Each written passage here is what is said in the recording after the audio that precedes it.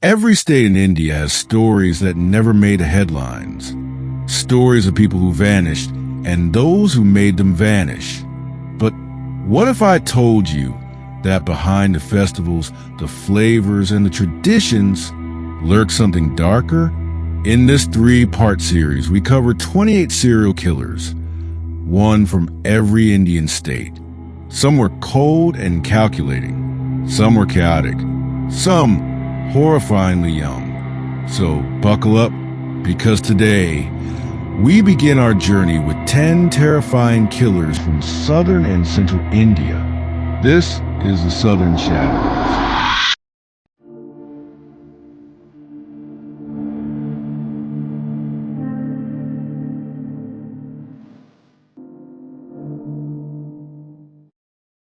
Welcome to Unsolved Theories. If you thought serial killers only came from Western countries, think again.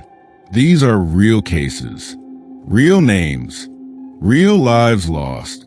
In today's episode, we travel across 10 Indian states, from Andhra Pradesh to Punjab, to uncover horrifying crimes that most people have never heard of. And the first killer? He was a doctor. Dr. Devendra Sharma was an Ayurvedic practitioner, a healer, a man people trusted.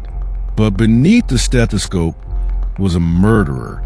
Sharma ran a fake gas agency and was deeply involved in an illegal kidney transplant racket. But that wasn't enough. To make even more money, he started targeting taxi drivers. He'd call for a cab, sometimes from Delhi, sometimes Noida. When they arrived, he and his accomplices would kill the driver, dump the body in a canal near Aligarh, where crocodiles would finish the job. The car? Sold. The driver? Forgotten. Sharma later confessed to over 40 murders. Police believe the real number might be much higher. He was arrested in 2004, convicted, and sentenced to life imprisonment. But even in jail, he remained a problem, escaping in 2020 while on parole before being recaptured in Delhi.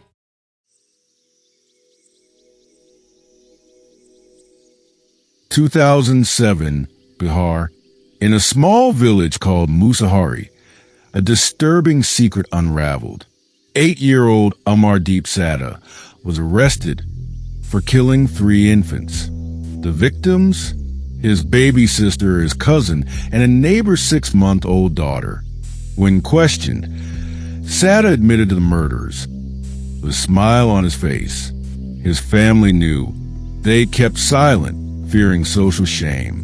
Villagers said he showed no guilt, no emotion. He said, quote, "I did it. I just felt like it." Because of his age, he was never formally tried. He was sent to a juvenile home, and his records were sealed. Today, no one knows where he is or what kind of adult he became.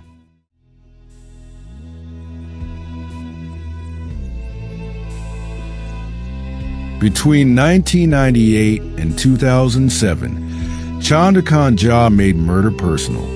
He lured migrant workers with promises of food, shelter, and friendship, gained their trust, then strangled them and chopped their bodies into pieces. What made him different? He left the dismembered remains outside Tihar jail, India's highest security prison, along with handwritten letters that mocked the police. "Try and catch me," one note read. It took nearly a decade to catch him.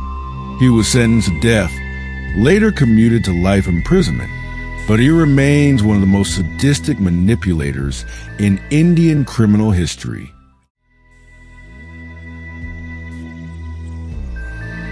They called him Psycho Shankar.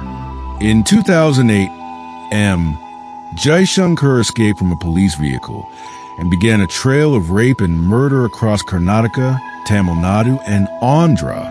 He attacked women, mostly in remote areas, always brutal, often fatal. He was caught, escaped again in 2013.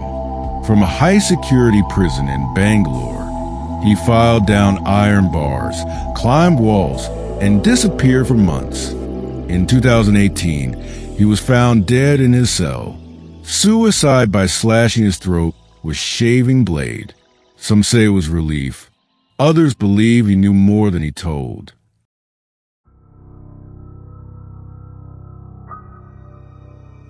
They called him the Ripper of Kerala.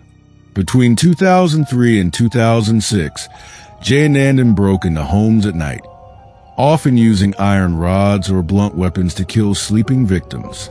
He left barely any evidence, no prints, no forced entries. His victims ranged from the elderly to entire families. He escaped jail in 2006 by cutting through iron bars with a hacksaw and climbing 2 walls. He was caught a few months later after breaking into another home. Jayanandan now serves life imprisonment, but many in Kerala still double lock their doors at night because of him.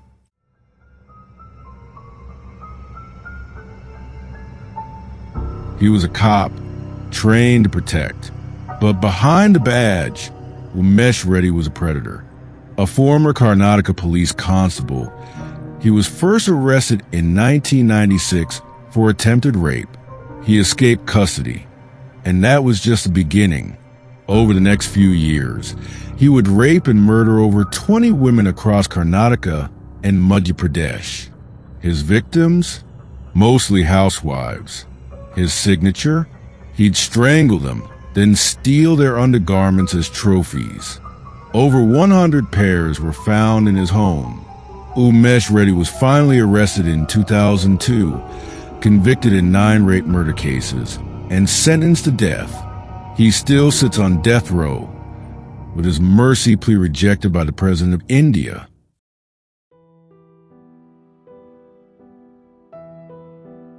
Seema Gavit and Renuka Shinde were no ordinary thieves.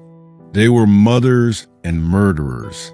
During the 1990s, the sisters, along with their mother, kidnapped children, mostly from bus stands and temples, to use as distractions for their pickpocketing operations.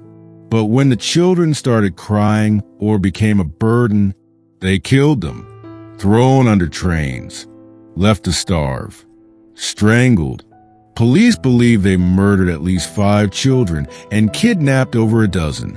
In 2001, they were convicted and sentenced to death, the first women in India to receive capital punishment.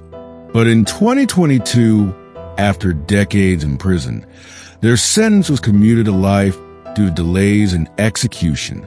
Many believe justice was never truly served.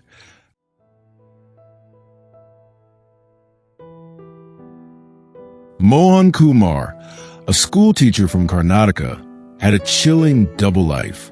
He was nicknamed Cyanide Mohan for obvious reasons. He lured women through matrimonial ads, promised marriage, then murdered them using cyanide-laced capsules disguised as contraceptives. He'd rob them of their gold and vanish. He did this repeatedly between 2003 and 2009, with at least 20 confirmed murders. Mohan showed no remorse. In fact, when asked about his crimes, he said, "It's their fault for trusting me." He was finally caught in 2009 and sentenced to death. His appeals are still pending.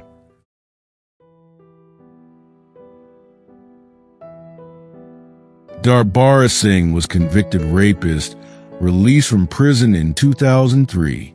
Within weeks, he began murdering children in Punjab, mostly from migrant families. He'd lure kids with sweets or toys, take them to isolated places, then rape and strangle them. 23 children went missing. At least 10 bodies were found. The most chilling part? He targeted Bihari families out of vengeance, claiming they didn't deserve to live in Punjab. In 2004, he was caught red-handed trying to abduct another child. He died in custody in 2018 before many of his trials were even concluded. So far, we met a doctor who fed his victims to crocodiles, an 8-year-old child who killed for pleasure, police officers and teachers who turned into monsters, sisters who used kidnapped kids to rob strangers, and killers who walked out of jail, only to kill again. These aren't characters in a movie. These are people who walked among us. But we're not done yet. In the next episode, we journey to the northeast and east of India, where even more chilling cases await. If this episode gave you chills, hit that like button. Comment below which case disturbed you the most, and subscribe for part 2, where we cover killers from Nagaland to Bengal. This was Unsolved Theories. Stay curious, stay aware, stay safe,